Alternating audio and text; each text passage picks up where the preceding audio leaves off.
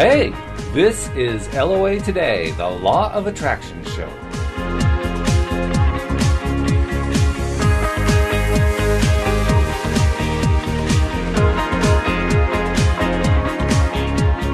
Welcome to LOA Today. My name is Walt Thiessen. Today is Wednesday, January 30th, 2013, and my guest today is Lauren Galley. She's the founder of Girls Above Society. She's an actress, a model, and a college honors student, and she created the organization to provide assistance and support to teenage girls as they face the numerous pressures and challenges modern society places on young women. Their website, www.girlsabovesociety.org, features Girl Talk, a series of frank conversations with teenage girls about subjects ranging from bullying to peer pressure to anorexia and a host of other similar challenges. And Lauren joins us today to talk about how this whole project got started and where she hopes to take it. So Lauren, welcome to the show. Thank you. I am happy to be here. We're happy to have you here. So let's start at the beginning. Girls Above Society, where did that come from? Well, I've always had a passion for helping other people, specifically younger kids. And, growing up in society as a girl, especially in the acting and modeling industry, I've seen a lot of girls dealing with those pressures, and not everyone is blessed like I am with, a support system, like a good family and friends. So not everyone has someone to go to. And when I thought about it, I realized, they don't really have like a platform or any organization built that they can go to for advice or help or, a boost of self-confidence when they need it. That makes total sense. You've actually accomplished quite a bit in your young life. You're 18 years old, is that right? Yes. And at 18, you've become an actress, a model. You're going to college. You've created Girls Above Society. What haven't you done in your 18 years? I don't know. Honestly, I wouldn't trade it for anything. Like, it's crazy busy sometimes, but, it's what I love to do, and if you have to lose a few hours of sleep, I figure that's more than worth it. Oh, so now we know what your secret is. You go without sleep. Right. Something's got to give. Yeah, that's going to catch up with you. You got to watch out for that one. You can do that for a few years, but... Right. I'll pick a day where I don't have anything planned and just catch up on sleep and my TV watching, and then I'm like, all right, back to work. There you go. Okay. So Girls Above Society, where did that name come from? That's kind of unusual when you think about it, Girls Above Society. Yeah. I came up with that. I was trying to think of a name, and I was kind of going back and forth between a few things. And I knew I wanted the word society in there because I feel like that's the main problem. Like, society is what is making these girls feel like they're not good enough. So I knew I wanted that, and I definitely wanted girls. So I was kind of messing around with that. And I thought of above because it's like we're better than society. We don't care about what society says. We're going to do our own thing and just forget about it. Oh, okay. I see. So the idea is that when girls think of themselves as being above society, it means they're not stuck in the muck. They're not stuck in the unrealistic expectations. Exactly. Okay. And how's it worked out? You've been doing this for how long now? When was this organization first formed, and what's been happening since then? I came up with the idea about a year ago. Okay. But we just recently officially launched it, and honestly, the response has been amazing. I was reminding myself, like, okay, you have to be patient because these things take time. But, kind of right after I started really putting it out there, I got a lot of responses from, people I've never even met on Twitter and things like that saying, oh, I'd love to help in any way I can, and, getting asked to do shows like this, and just a lot of amazing responses. So I'm hoping that continues and grows even more. So Twitter was your main output focus, or were you using other ways of getting out there as well? I'm using pretty much every social networking, but Twitter definitely has been my best bet. I've gotten a lot of positive responses from there. Kind of makes sense when we all think about the fact of teenage girls and boys, how prevalently they use the social media, particularly Twitter. In fact, I believe many schools actually have rules in place to prevent students from using Twitter during classes just because they use it so heavily. So that makes a lot of sense that you go to that medium. Yes, and that was kind of my thought process behind it was, well, we'll try and hit that really hard because I know all my friends can't put their smartphones down because they're like, oh, I have to tweet something. I'm like, put that down. What's been the response from the schools? Because that's where teenage girls and boys spend a lot of their time these days, as has always been true. But I imagine that what you do has a direct impact on schools. So I'm curious what their response has been. Yes, it's been positive for the most part. We're just recently starting out, but I've contacted some schools, and I'm actually doing a girl talk at a private school coming up pretty soon. Oh. We're getting the word out there and we're trying to spread the word. And Boys and Girls Country is an organization that provides like housing for kids whose parents are either in jail or on drugs, like unfit to take care of them.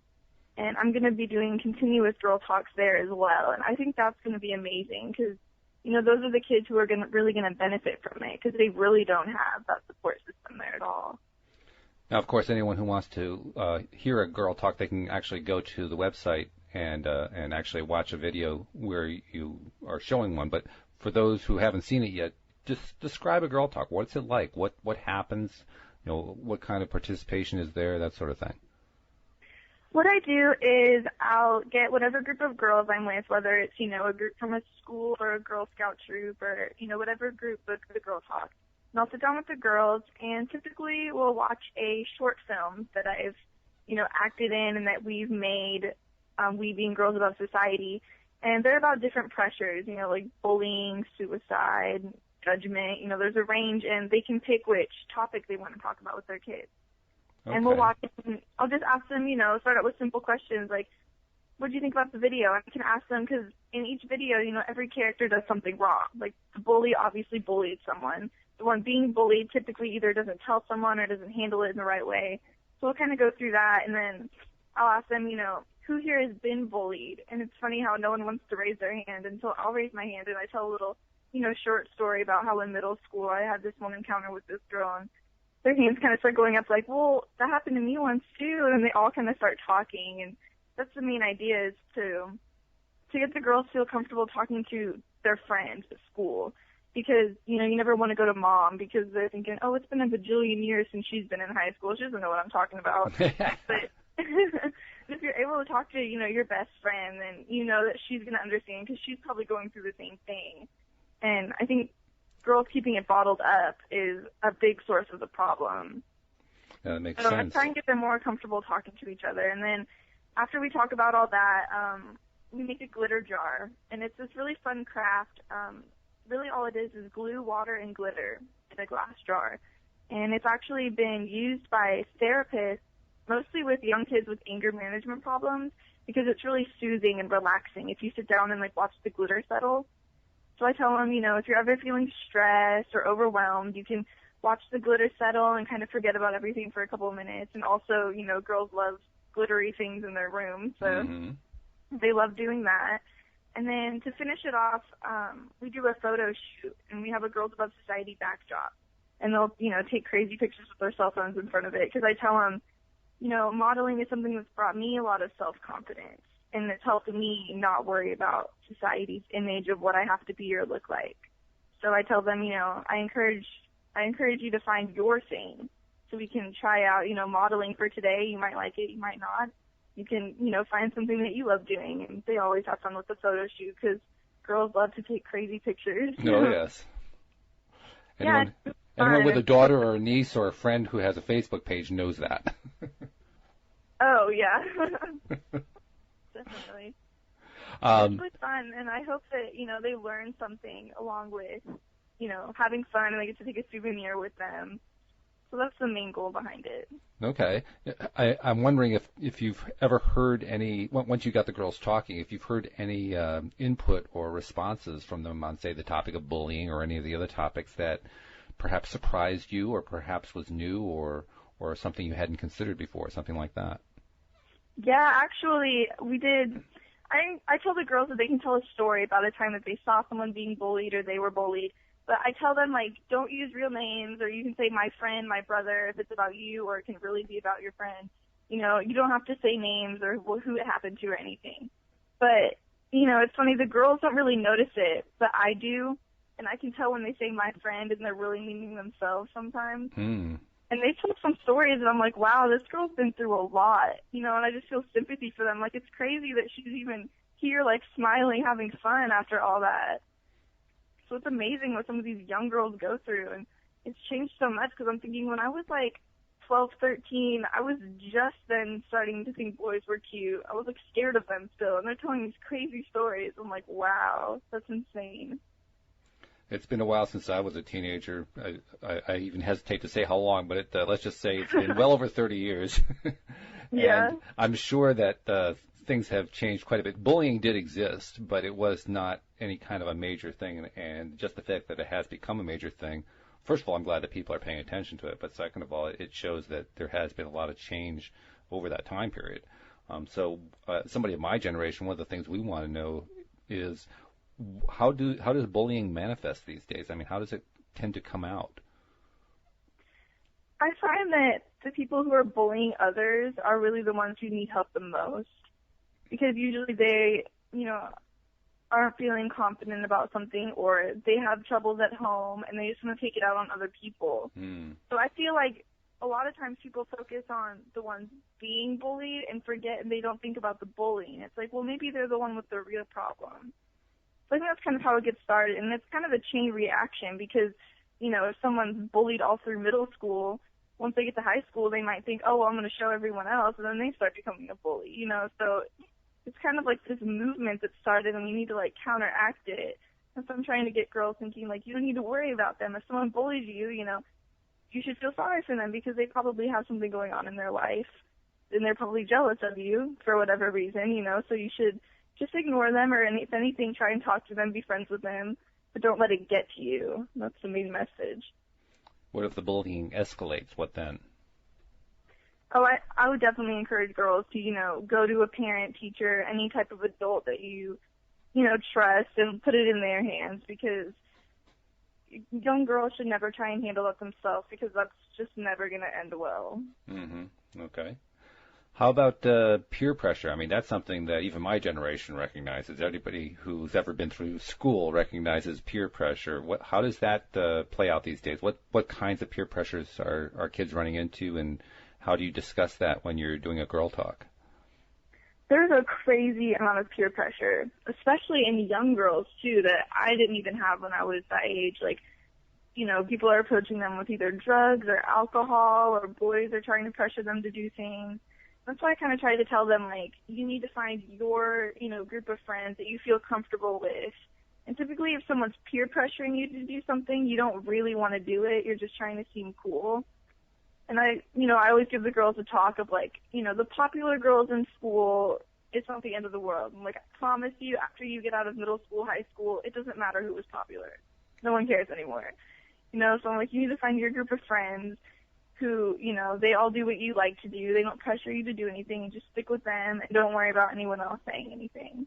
Because I think that's the main thing that girls need is, to find that support system. And that's why I try and encourage them to, join sports teams or clubs or something that they like to do, because that way you meet other people with typically your same morals and values, who have the same hobbies that you do. And that will really help make a more, healthy school experience. Oh, sure. And the idea that after school, the people who are the cool kids, the popular kids, that is no longer true. Boy, that really is a valid point, and anyone who's gotten out of school can tell you that. But it's great that you're telling the kids that, because when you're in that situation, you don't even realize that. I mean, your entire world is your school and your home, and that's pretty much it. So to think that can actually change, that's quite an insight.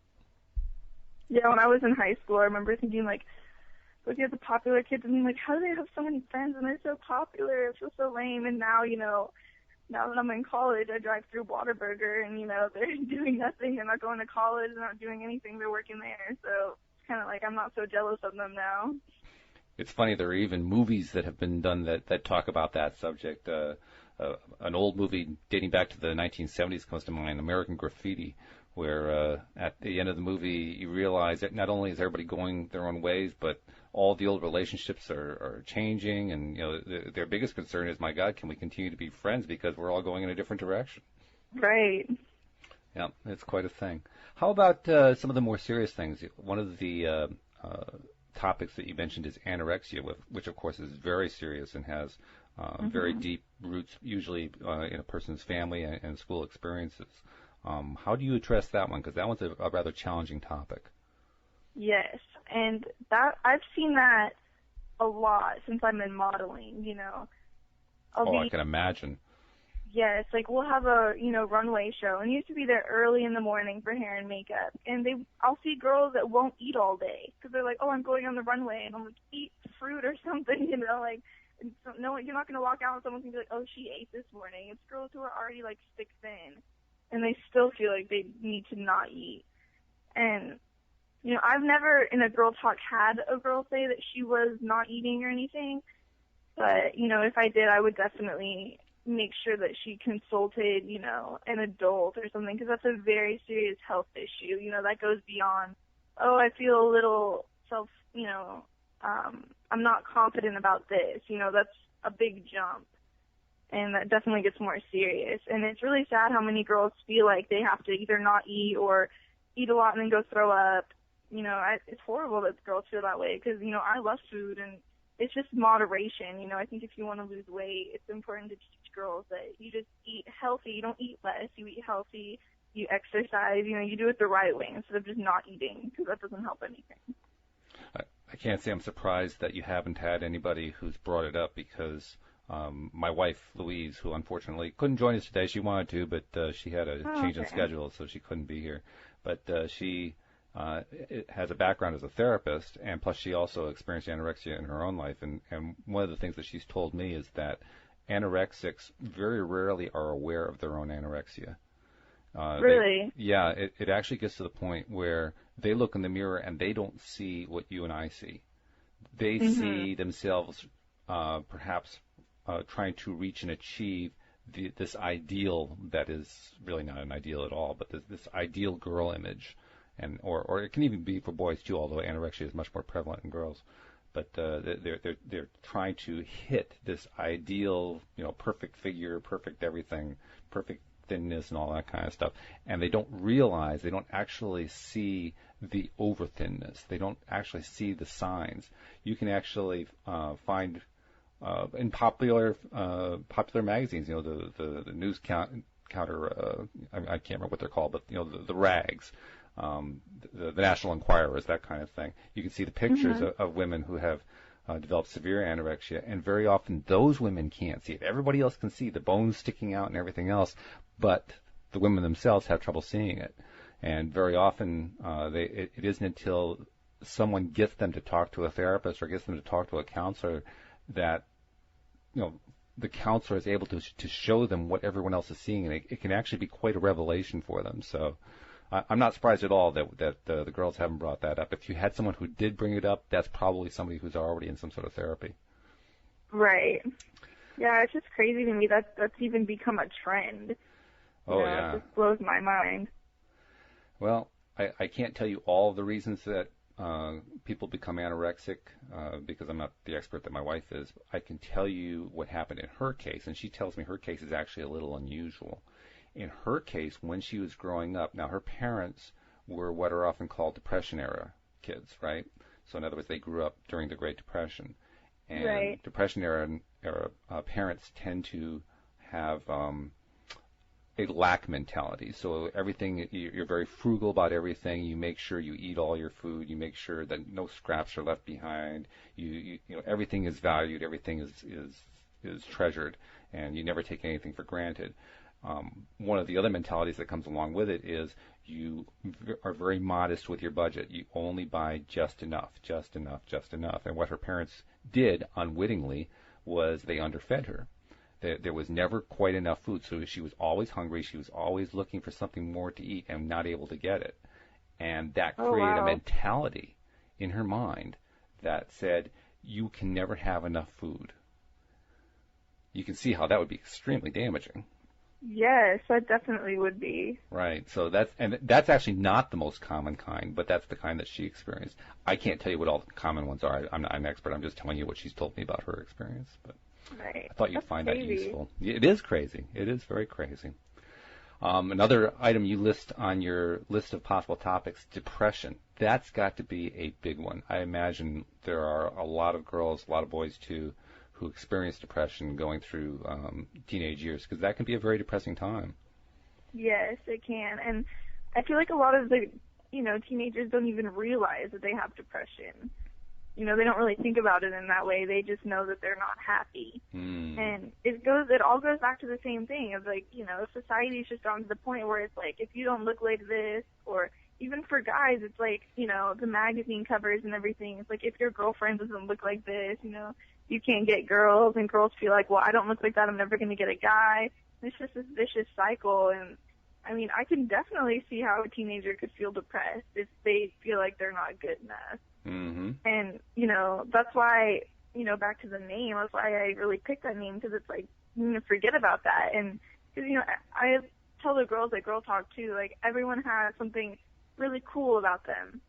And I go in a circle and I have the girls say, like, something you really like about yourself. Mm-hmm. And, most of the answers, it's, everyone kind of has, like, a thing. Like, they love reading, or they, run track, or they do something, or they sing. So I'm like, well, not everyone's thing is to be a size 00. Not everyone's born that way. But, if you're a good singer, I can't even, sing a note, right? So that's awesome. I'm jealous of you for that. So I try and encourage them. Like, everyone has something they're really good at. Like, I know I envy my friends in school who, take calculus and don't even think about it and get an A. And I'm like, what? Yep. So, something that I just thought of while you were describing and discussing that is a little game that Louise and I have come up with that we use when we're feeling down and we want to get ourselves picked up and get back into that happiness zone and so forth. We call it, What Do You Love? And it's the simplest game in the world. We just go back and forth trying to think of things that we love. It could be things, people, stuff that we enjoy doing. It can be almost anything. But the whole purpose is to not only think of what it is that we love, but as we're saying what it is, to get enthusiastic about it. Because when you incorporate the enthusiasm, as you know perfectly well, the enthusiasm helps to fuel the feelings of goodwill and happiness and joy, so that as you get to the next one, you feel even more happiness and joy. You can actually build yourself up from a down state to a very up state. So I thought I'd share that with you, just in case you ever wanted to play the game of What Do You Love with your girls in Girl Talk. I love that. That's awesome. It's a fun game, really too. Cool. In fact, there's a variation that we do. If we get a little bit bored with just coming up with stuff, we'll play what we call the alphabet version, which is where we'll go through and if I go first, I'll come up with a word or perhaps a phrase that begins with the letter A that is something that I love. So maybe I'll say I love abundance. And then she gets B, and so she has to come up with something with the letter B. So she'll say, well, let's see, I love boysenberry ice cream, and just keep working through that way. Of course, it gets a little challenging when you get to the Q's and X's and Z's, but nevertheless, it's fun. And yeah, because that would be really fun. And because it's a fun game, going to a dictionary is allowed. I might have to do that for X, because I think yes. the only word I know is like X-ray and xylophone. I don't really know that I love either of those. So. Xanadu is a good one. That covers a lot of stuff. Right. That's awesome. But yeah, try that one. That's a fun one. Definitely. Pregnancy, there's a big issue. That has become a big issue, particularly over, I would say, the last 20 years, maybe 25 years or so. How has that come up, and what do you counsel girls when that issue comes into play? Yeah, it amazes me how many girls I know that are in high school that have kids. Actually, the high school that I went to before I graduated early had a daycare at the school, and you could take a class called child development, and basically it's where you learn how to take care of little kids, which I think is good that they offer that class. But the kids that they were taking care of is actually children of the high school students, and so it provided a daycare for them to use while they're at school. And there was 13 kids in that daycare. Wow. And that just blew my mind. I was like, not only have they been pregnant in high school, but they had their kid while they were in high school. Right. So the numbers are just getting crazy. And, I think that a huge issue is that, girls don't know how to say no to boys, because, all girls want a boyfriend in high school. Everybody does. Mm-hmm. But it's how you go about that. And I think self-confidence has a lot to do that. Because if you're confident enough to be like, no, I'm going to find someone who's going to treat me this way because that's what I deserve, and I'm going to wait for that, then they're usually, they're all right. But it's the girls who aren't really sure about themselves or what they want. They just know that they want a boyfriend.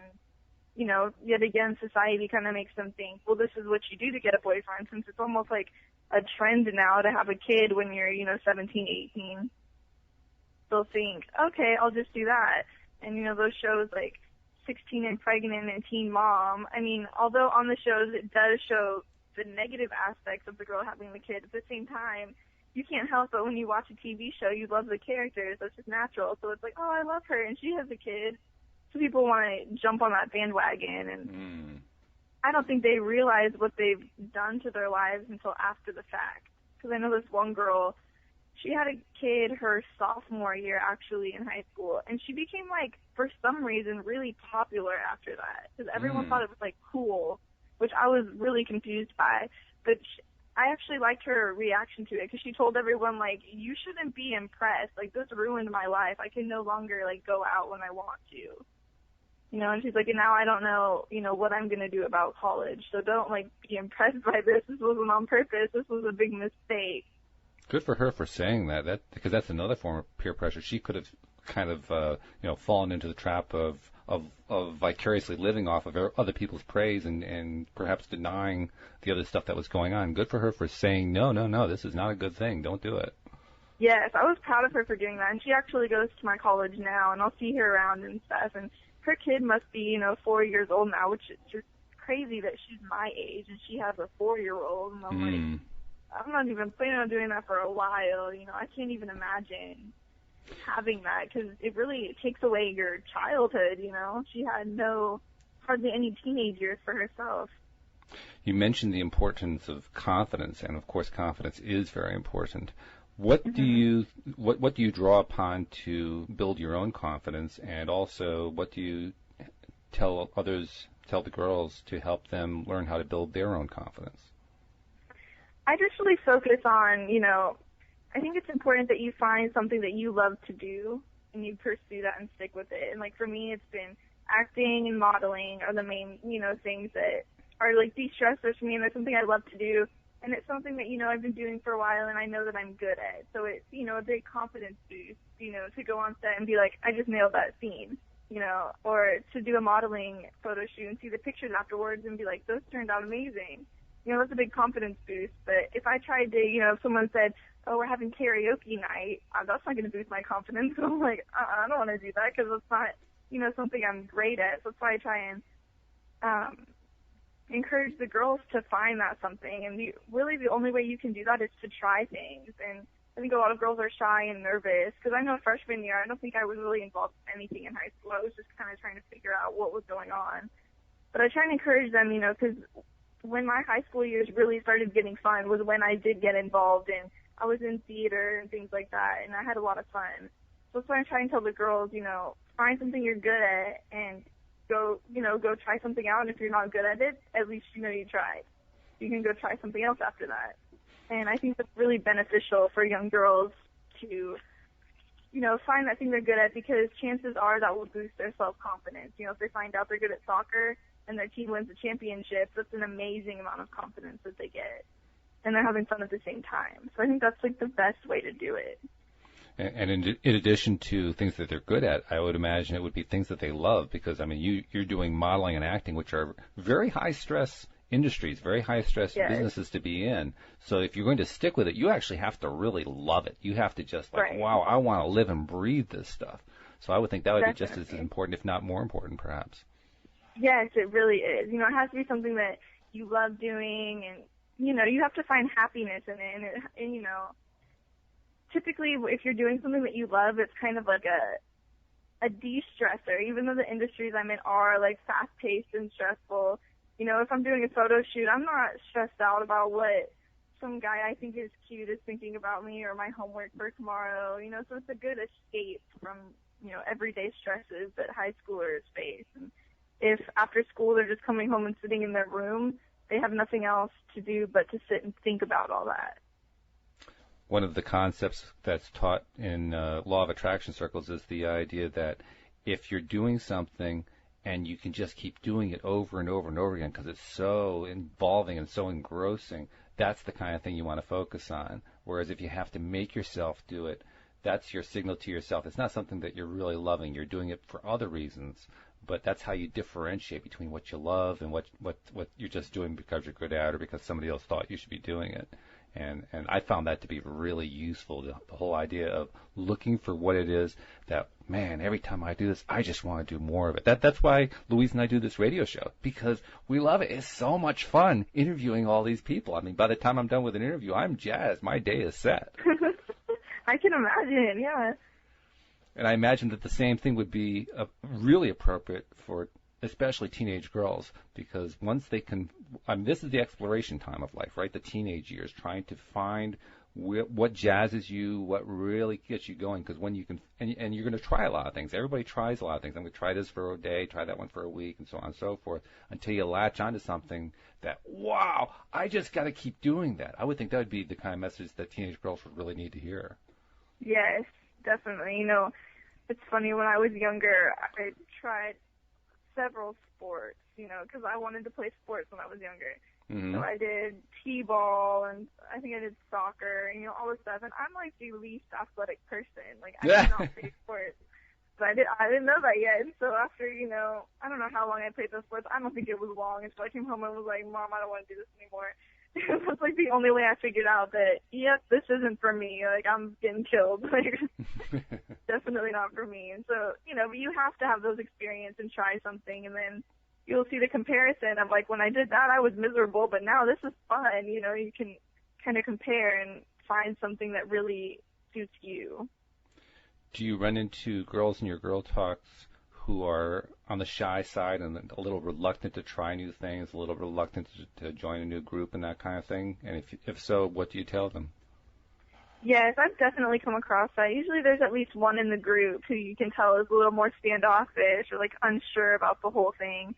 And I try not to, you know, pressure them to talk, because it's a group thing, so I don't want to, you know, pressure them to, you know, you must speak in front of everyone, because that's just going to freak them out more.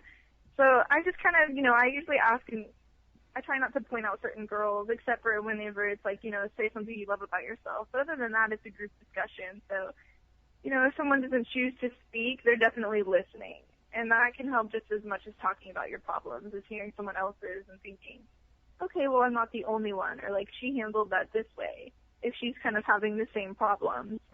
And there was this one girl they were doing the photo shoot, and she was kind of sitting back, and she didn't really want to participate. And I could tell she felt kind of, you know, shy, or maybe, like, she wasn't as, you know, pretty as the other girls. It kind of seemed like she was thinking.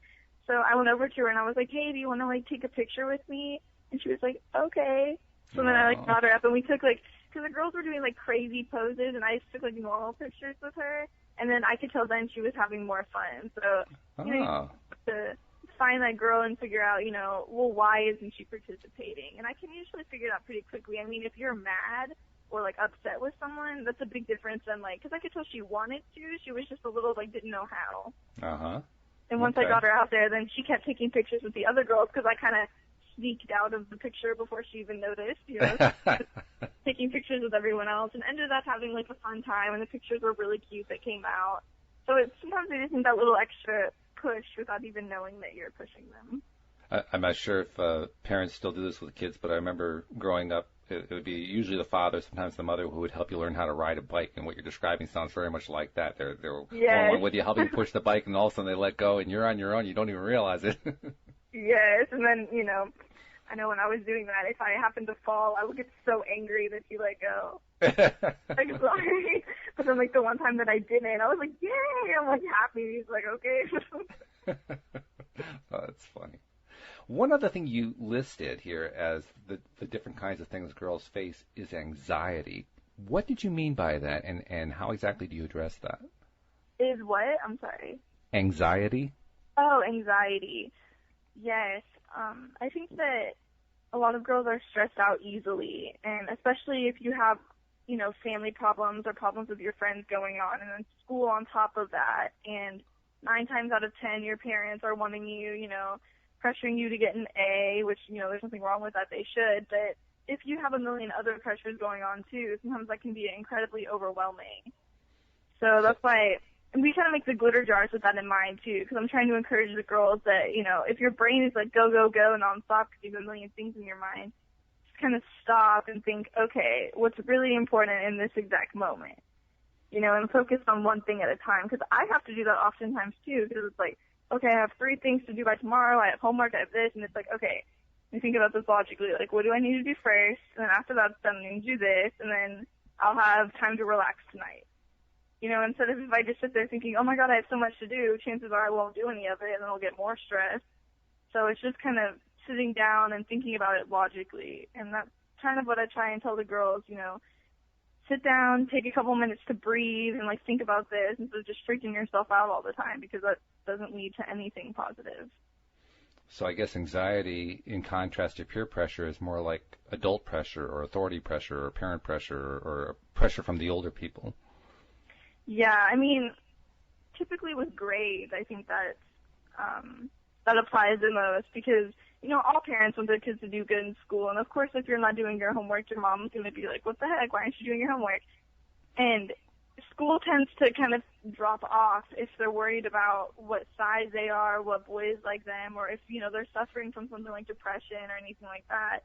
Grades are going to start to slip. And if they're already upset about one thing and their parents are yelling at them about their grades, it's like, you feel like you can't do anything right. So it's like, tackle one problem at a time instead of just trying to do everything at once because you won't get anything done. And that glitter jar, that's an interesting concept. That almost sounds like meditation the way you describe it.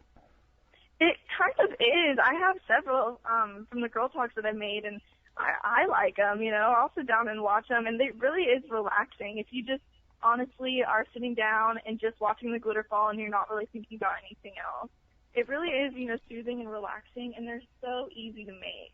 Are they sort of like snow globes? Is that what they are? A little bit, yeah, except the glitter takes, depending on how much you put in it, between 2 and 3 minutes to fall out. But it's suspended in a liquid or something like that. Yes, because there's glue in it, so it will fall. And I like them a lot, too, because they're so easy to make that it's kind of one of those situations where you can't mess it up. Ah. So every girl at Girl Talk is happy with their result because, it's almost impossible to not make it right. Well, that's good. When you have the materials right in front of you. So it's something that they're proud of that they made, and they're all showing off like, oh, look at my color, look at the color of this one. They're all showing theirs off, and, it's a sense of accomplishment in a way. Even though it's a small thing, it's still something. So you say you've done Girl Scout troops and young church groups and after-school programs and homeschool? You've done homeschool groups? Yeah, those are our main targets, really, because, small groups like that, and it helps especially when the girls in the Girl Talk know each other beforehand because they're a lot more likely to bring something up. When you're in a room with complete strangers, you're like, I'm not going to talk about anything personal. Right. And, maybe some of them even already know. And then it's an even bigger impact when, say you're in a room with your friend you go to school with every day, and she says something about, oh, well, sometimes I get depressed about this. And you think, wow, I thought she was perfect. I didn't know she had any problems. And it kind of makes you realize, everyone does. And that's a very important message for sure. Your website says that Girl Talk is a program provided free of charge to the South Texas Community Programs. What is South Texas Community Programs? Really just any group in that region. Oh, that has a group of girls that thinks that they would be, a good fit for Girl Talk. Okay, so it's not an actual organization. It's more of a description of what goes on within your area. Because you're from that area, right? Yes. And you're going to school. What school do you go to now, by the way? I'm going to a community college. It's called Lone Star. Okay. And you're pursuing a degree in what? In clinical child psychology. Really? Yes. Oh, Louise would be very proud of you for that. What do you want to do with that? I really want to counsel young kids who either grew up in abusive homes or showing early signs of, a lot of things we're talking about, depression or, any type of psychological disorder that they're showing early signs of. I would love to be able to help young kids who are dealing with that. And as I'm going through your website, I see that there is a page about a mini-mag. What's the mini-mag? That's something that I just started, and it has a lot of things for young girls. It has, fashion tips, makeup tips. We have a mentor of the month, which is someone who's been very successful in their career, a woman who's been extremely successful and would be a good inspiration for young girls to look at and say, you know, I want to be like that, or I wonder how she accomplished that. And one of our mentors of the month coming up is Melissa Wilson, who is a news anchor for Fox. Oh. I thought she would be perfect, because if any girl wants to go into journalism, or even if they don't, they might read her interview and think, maybe I should try that and see if I like it. Mm-hmm. So we have that. And we also have a girl of the month, who is just, you know, your everyday girl who's within the ages of, you know, the girl talk. And that's a good inspiration for her community and her friends, you know, that's involved in something really positive, is doing good things in her community. And I asked some questions in the interview, like, how do you handle the pressures, and how do you stay self-confident, so other girls can read and think, okay, you know, I can do that. And it's kind of to try and get a wider audience, because not every girl is in a sort of group that would fit for a girl talk. Okay. So in this case, maybe they'll be able to read that. And, you know, there's also fun stuff in there, too, for them. So, yeah, I think it'll be really good. And at the Girl Talks, I'm going to try and hand them out to all the girls as well. So this is going to be a print magazine? It's going to be online, and I'm going to print some out, too. Oh, I see. Okay. Especially at Boys and Girls Country. Especially at Boys and Girls Country, the kids there, you know, they don't really have internet access and all that. So when I do the Girl Talks there, I'm going to bring them all copies. I see. Okay. So that'll be something really fun for them to look at. Now, this mini mag, have you issued your first issue yet, or is that still in the planning stage? No, that's about to be out very soon. Our first edition is February. Oh, so we're timing this perfectly to announce the forthcoming first initial launch of the Girl Power Mini Mag. That's pretty cool. Exactly. It's going to be released February 1st. Outstanding. That's really great. So that's something for both people who have already been through your program to look forward to, as well as people who know that there's a Girl Talk session coming up and they're wondering what to expect. Well, now they know what to expect. At least one thing, that is they're going to get this magazine handed to them. Yes, definitely. So let's look a few years down the line. Let's assume that the organization continues to grow the way you hope it's going to grow and develop. Where do you see it, say, 3 years from now? I would love to see it a nationwide movement. And I would love to see other girls in their community, you know, hosting Girl Talks themselves and trying to get this to be a common thing for girls to talk to each other about their problems, instead of how it is now, you know, where it's me doing this, you know, it's something almost unheard of that no one's really done before. And hopefully it'll become a commonplace thing. And I would love to see, you know, other girls such as myself taking the initiative and hearing about it and thinking they would like to do that, because, you know, I can only go so many places and everyone needs help with stuff like this. And I would love for, you know, other girls to want to do that in their community wherever they live. And, you know, slowly, one by one, hopefully we touch as many girls as possible and have as many girls hear about the movement and the organization as we can, to try and, you know, really change the society standards for young girls and all. What, you mean that you can't be in 6,000 towns in 50 states every single day of the year? What's wrong with you? I know, right? I'm doing my best here. What do you think it's going to take for that dream to come true? What do you think it's going to take for girls to start stepping up and saying, yeah, I'm going to start leading this kind of thing in my area? Really just, you know, the support that we've been getting and getting the word out there is the main thing as well. I think that there's a lot of girls who would love to do something like this and are passionate about it as I am, but it's just having the tools and the resources and, you know, the drive to really make something happen with it. So hopefully if it's like the idea is already in place and everything, then it's really easy for a girl to say, I would love to do that, and then they can go out and do it themselves, and then, you know, maybe their friend says, oh, I'll do that too, and they can do it, and, you know, hopefully slowly one by one it'll be like a domino effect.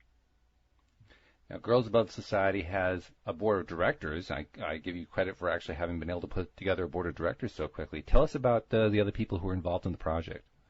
There is, our board of directors is incredibly helpful and amazing, and I would not be able to do any of it without them. Their advice and their help is just unbelievable. And Silk Kozar is on our board, and he was, you know, one of the first people who kind of jumped on board with us. He's been my acting coach for several years, and he's a actor, producer, and director from Hollywood. Oh. And White Men Can't Jump, a while ago. He was in Conspiracy Theory, Three to Tango. He's been in several really successful films, and he's a big inspiration of mine since, I would love to follow in his career path. Sure. And when I told him about my idea for Girls Above Society, he was, right on board because it's something that he's really passionate about, helping young kids as well.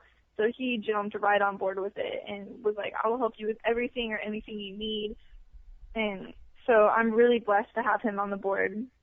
And then Gary Kreitz, I actually did theater with him when I was really little, and I've known his daughters since they were, tiny, and they're still young, but when they were, babies.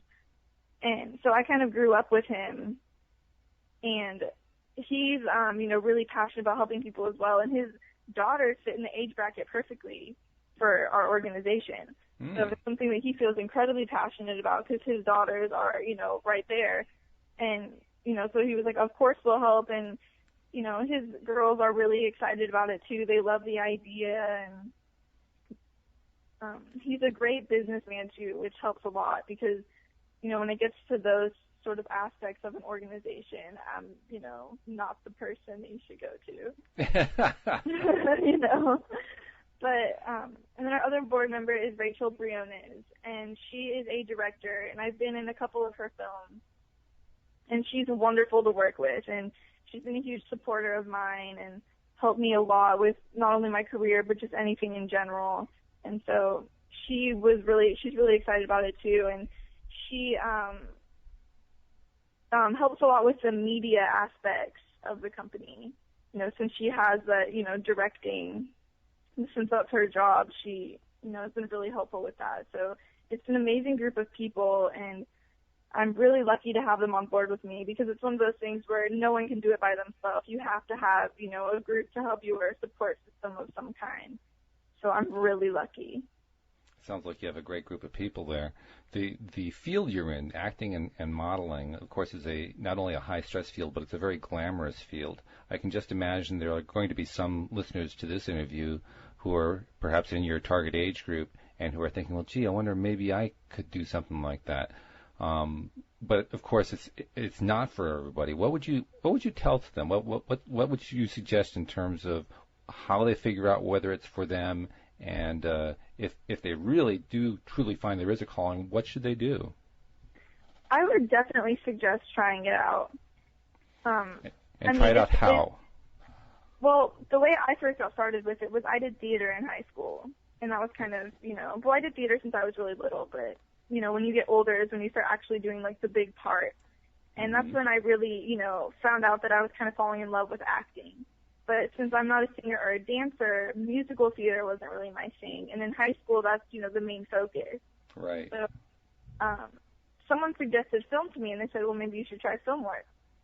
And you can easily, look it up on the Internet and find, little short films that are being filmed near you. Colleges do a lot of student films. Those are really fun to do as well. So it's really easy to get started in. And like you said, it's not for everyone, but I think you can find out pretty quickly whether it's for you or not. So you don't have to reach out to Hollywood. You actually can reach locally to find opportunities to do it. Definitely. There's a lot of local opportunities for it, and that's really, how I've gotten started as well. And same goes for modeling. There's a lot of photographers in the area who they'll do trade for print, which means no one pays anyone. You're just doing the photo shoot, and the photographers get the pictures for their portfolio, and you get the photos for your portfolio. So you're just kind of trading off. And that's a great way to start as well, to find out. You might do one and say, oh, my God, I hated that, or you might say, I loved that, I want to do another one. Would you recommend that if there's a girl out there who wants to try this kind of thing out, that she just go out on her own and try to contact people, or would you recommend that she ask her parents for help or a teacher, or how would you do that? Definitely ask your parents, because although most of the time, things are pretty safe, there is a few people, you just have to be careful. There's weird people out there. So I would definitely suggest, finding an adult to help you with it. And, you can find people in the area that are more than willing to help you out if you're really interested in it, that are, experts in the field. And I think for acting, the student films is a great place to start. They'll put up casting calls online and things like that. And, where do you look for that kind of thing? I know that if you look on the internet, casting calls for student films in Houston, I'm sure several things will come up. I don't have the website off the top of my head, but Just a regular Google search. yes, definitely, because there's so much in the area. There's more than you think about until you really go out and look for it. And you're like, wow, I didn't realize there was that many filmmakers out here. Okay, very good. Well, Lauren, this has been delightful hearing about your project and all the good things you've been doing with it. Are there any last messages you want to leave with girls who might be listening in, perhaps girls who think that'd be really cool to go to a girl talk, but there isn't one in their area, or who just want to find out more about your organization? What can you tell them as a last parting thought? Well, I definitely encourage everyone to visit the website. It's girlsabovesociety.org. And it has, everything I've said and more on it. It has ways to contact me and our organization and tells you more about the Girl Talk, and there's a lot of cool videos up there you can watch. So I encourage everyone to check it out and hopefully spread the word about it and get excited about it and try and get a movement going to end, society's standards. Very cool. Lauren Galley, thank you so much for joining us today. It's been an absolute pleasure interviewing you, and I wish you the best of luck both with Girls Above Society and with your own career.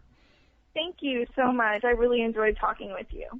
We'll see you all next time here on LOA Today. Goodbye, everybody.